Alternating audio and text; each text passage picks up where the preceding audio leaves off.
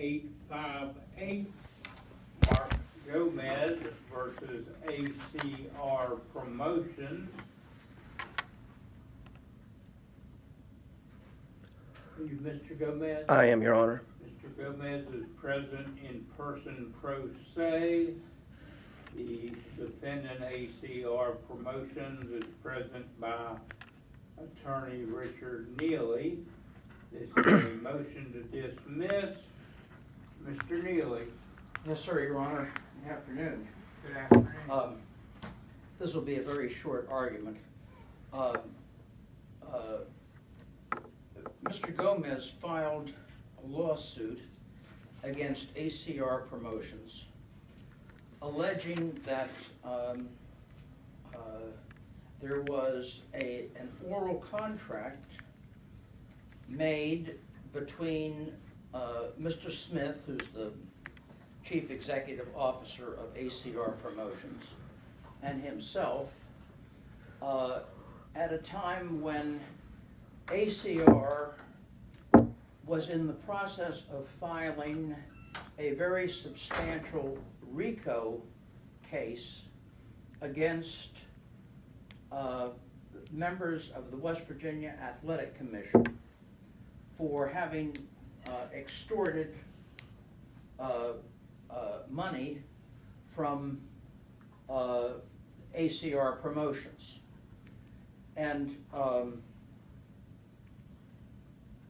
that case was filed in federal court, was very vigorously litigated, and was finally settled and dismissed almost on the day that trial was set.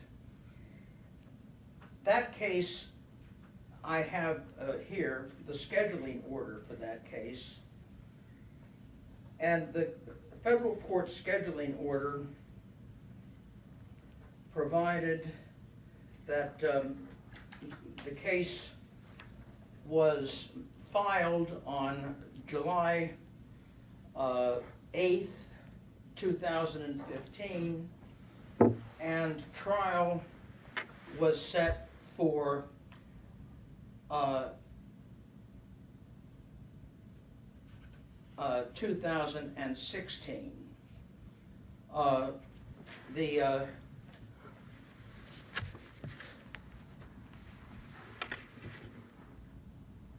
I'm sorry. The case was filed on May 11th, 2015, and the trial was set for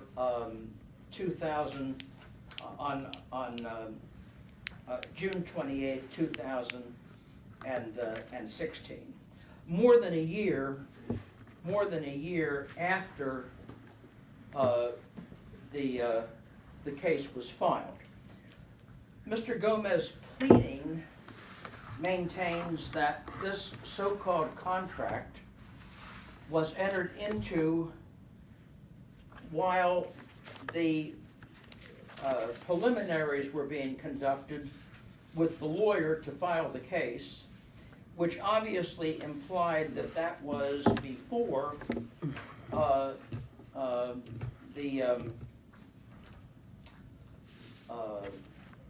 the time when the case was filed. So this is a contract to share in the proceeds of a contingent fee case whereby the actual complaint, the contract was entered into on a day prior to the filing of the complaint, and the federal court's scheduling order specifically provided that it would take longer than a year for this case to be concluded and decided. I'd actually offer these into evidence. May I approach the clerk? I'd offer these into evidence as Defendant's Exhibit 1, being the complaint. Your Honor, excuse me. Does Mr. Neely have a copy for me so I can follow along? I'll have a copy for you. Okay, I'd like to have it so I can look at it while you're speaking of it, And sir. there's a copy. Thank you. You should have a copy in your file, but that's all right. I have a, If you're presenting items to the court, I need to see it, Mr. Neely. You know better than that. pardon me? And that's number 2, please, yes.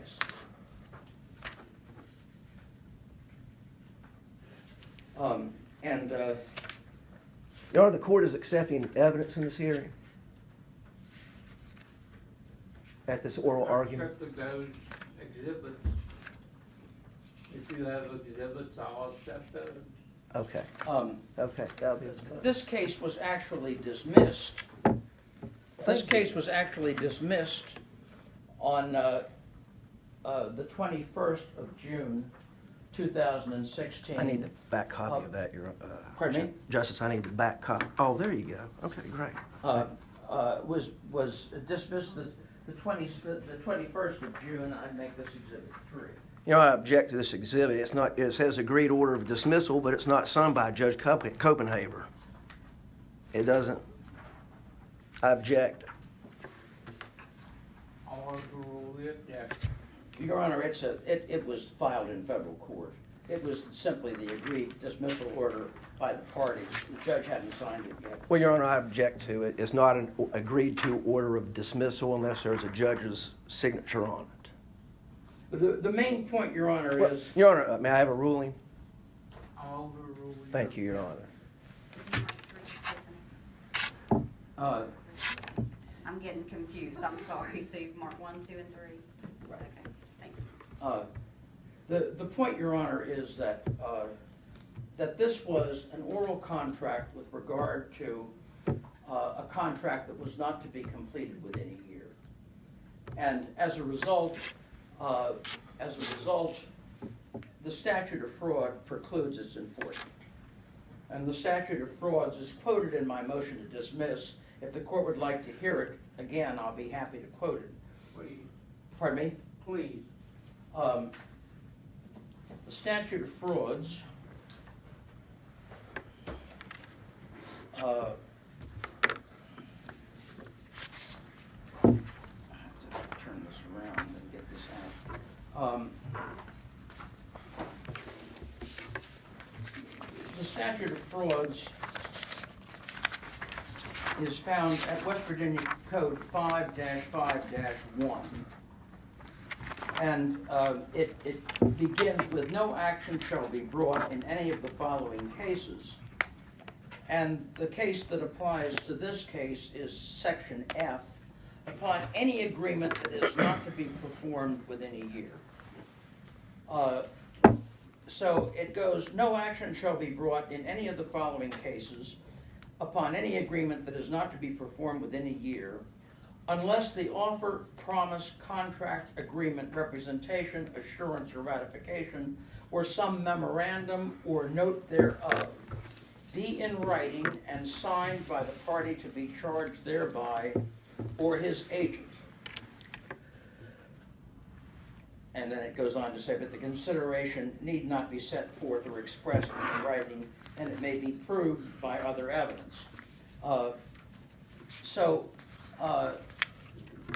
The memorandum requirement of writing is set forth in the code, and there is no memorandum attached to the complaint, nor is there any indication in the complaint that there was ever a memorandum in writing.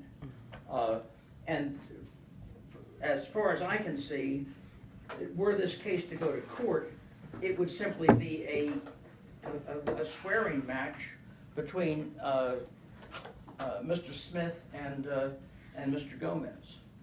I don't think there's any evidence anyplace else of that, but I'll wait and see what Mr. Gomez has to say about that. Mr. Gomez. Thank you, Your Honor. Your Honor, this is really a statute of frauds case in this.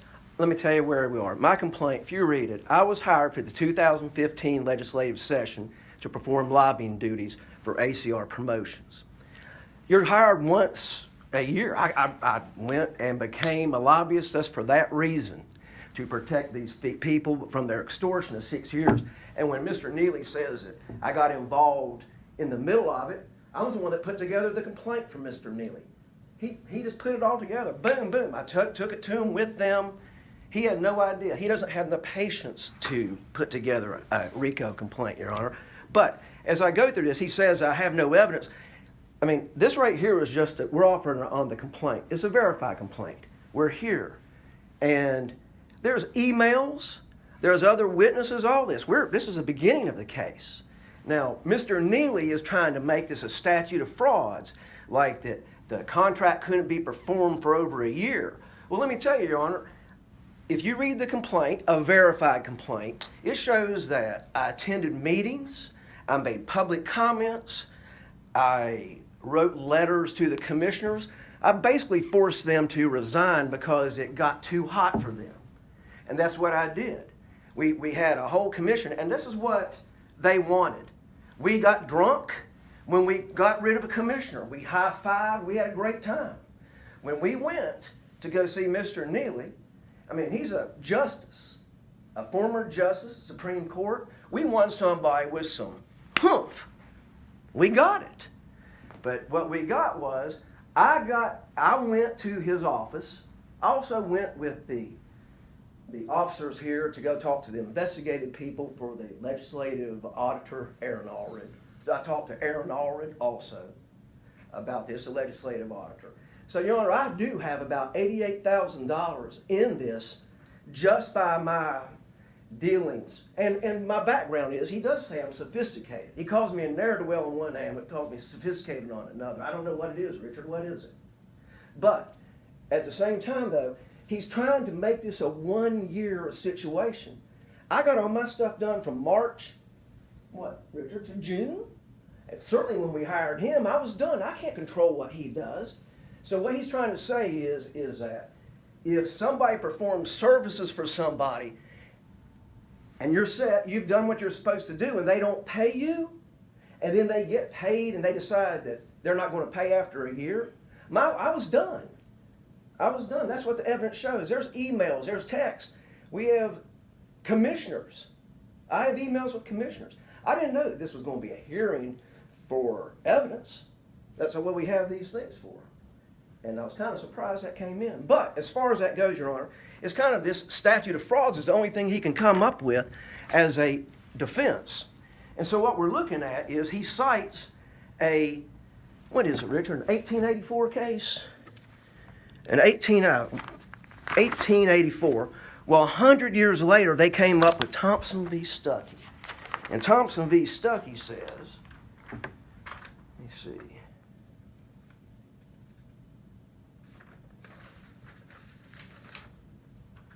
We shall henceforth, looking to the policy of the ancient statute of frauds, require more than an entirety mechanical application of the capable performance exception.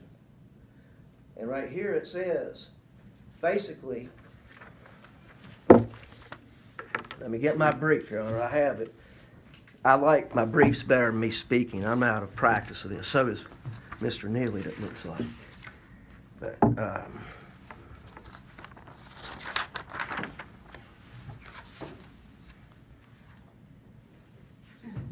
the current law, Your Honor, a promise which the promisor should reasonably expect to induce action or forbearance on the part of the promisee or a third person which does induce action or forbearance is enforceable, notwithstanding the statute of frauds, if injustice can be avoided.